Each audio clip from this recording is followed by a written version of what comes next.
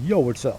Alright, so today No Man's Sky got a nice update referred to as Fractal. I will link in the description the patch notes as well as the YouTube video if you want to see like the Fractal update trailer. There were a lot of things added to the game. Really quick, I'll just go over some of the features of Fractal or what was added in the update. You got the Utopia Expedition, you got a new speeder ship. You now have a 12 ship garage. So previously you weren't able to have 12 ships in your garage. You can now because you have the 12 ship garage.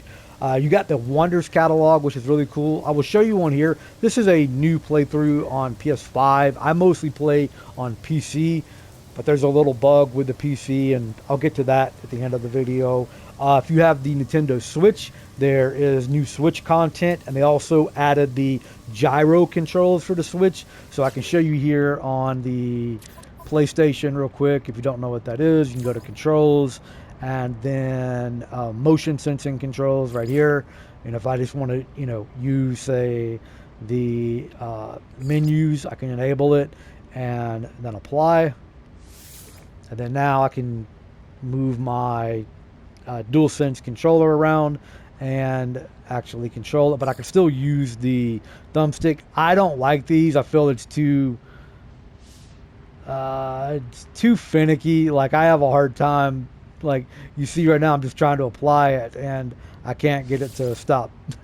There you go. But anyway, they added the gyro controls, like for the gyroscope, on the Nintendo Switch. So that's a pretty cool update for you Switch users. You can have a robot pet, high-end VR graphics. So the huge update was the PSVR 2 launch. So if you have PSVR 2, then you will be able to play No Man's Sky with this update.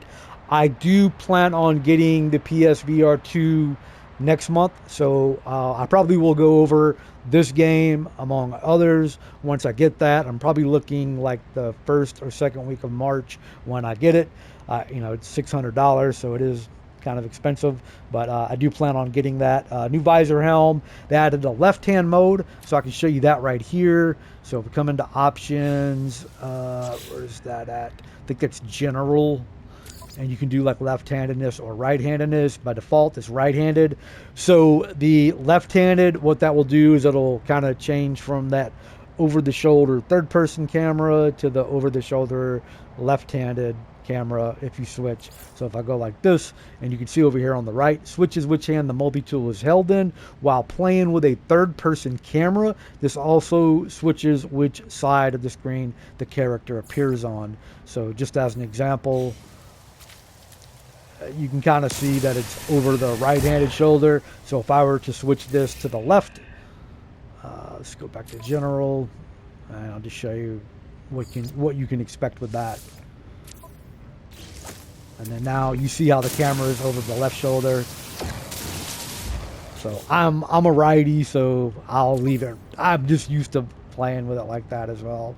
So I have to put Fahrenheit. I'm an American. Fahrenheit makes more sense to me. Anyway, so another one of the big features that they added was this dynamic resolution scaling, and they did a complete HDR revamp. And then, of course, they got like the huge VR like overhaul with that, and it looks really cool. I will link the video. Definitely check that out. But some of the other patch notes for this on PC, we got a huge update to like the HDR. So basically what it says, I'll just read you right from the patch notes for it. Now, this has a little bit to do with the bug that I mentioned in the beginning of the video on PC. So the patch notes say color grading and high dynamic range displays have been reworked, bringing the hues and the tones of the universe closer to the look of a standard dynamic range display, while still enhanced by the brilliant lights and intense shadows of HDR. On PS5, we don't have that. Like if you're on PC, you have a whole list of settings in here. There's way more settings on PC than what are available here on the PlayStation 5, which kind of, I wish they would add some of the features to PS5 because I think it can support a lot of these features, especially like I have like the Sony M9 monitor, which, HDMI 2.1, maybe 2.2. I think it's 2.1.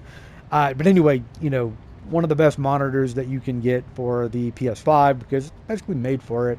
But they don't have a lot of the settings for, like display. You have to more or less like adjust your settings on the PS5 for No Man's Sky via your monitor instead of like in game. The only thing we have are like motion blur amount and like frame rate. I can lock the frame rate, if I want to, but I don't. And a note about that: if you do have it unlocked, make sure you have variable like refresh rate, etc. Those settings are on your PlayStation, not your monitor or in the game. But yeah, some of the other updates here. You got the Utopia Speeder Starship. It's a complete full program of Utopian Foundation assignments, and once you finish those assignments, you'll receive the Speeder Starship. It's a versatile craft plated with radiation-resistant armor, engineered with aerodynamic profile for agility during atmospheric flight.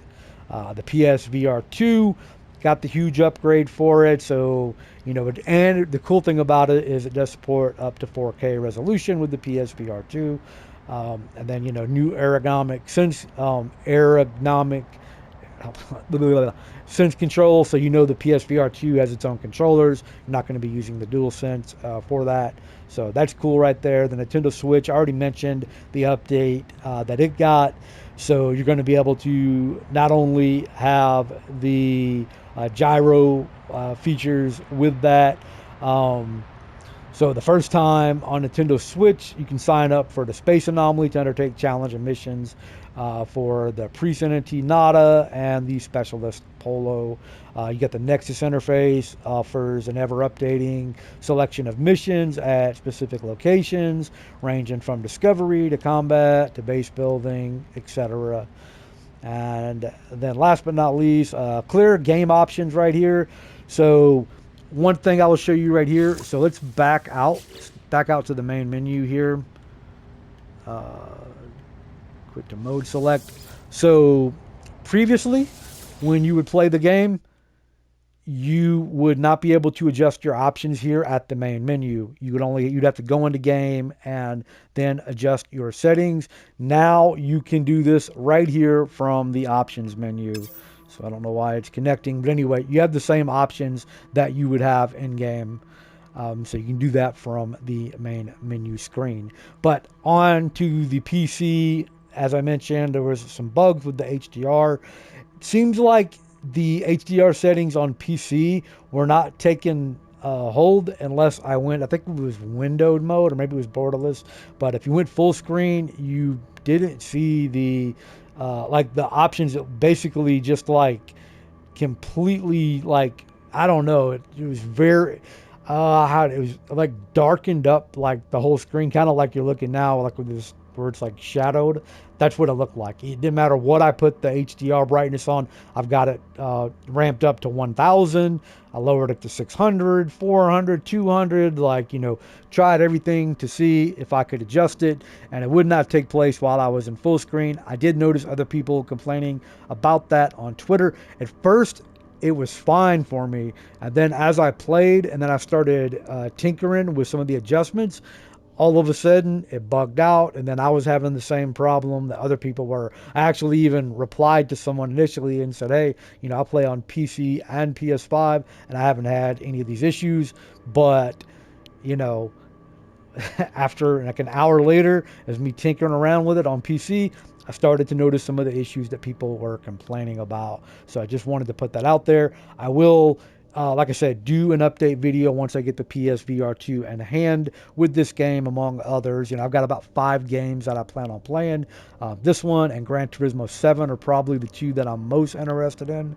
But that's it right there with the update. And then a couple little side notes here. Patch size on the PS5 was a little over 10 gigabytes, maybe like 10.5, give or take. And then on PC, I play on Steam, and it was like 12.6 gigabytes, I think, something like that, in that range right there. So the PC version was a little bit bigger. as far as the update went, and I'm guessing that's because it has more features for like HDR adjustments and settings and stuff for gameplay. I play on ultra. Of course, you could put it on high, medium, like low resolution, stuff like that, where we don't have that feature here on the PS5.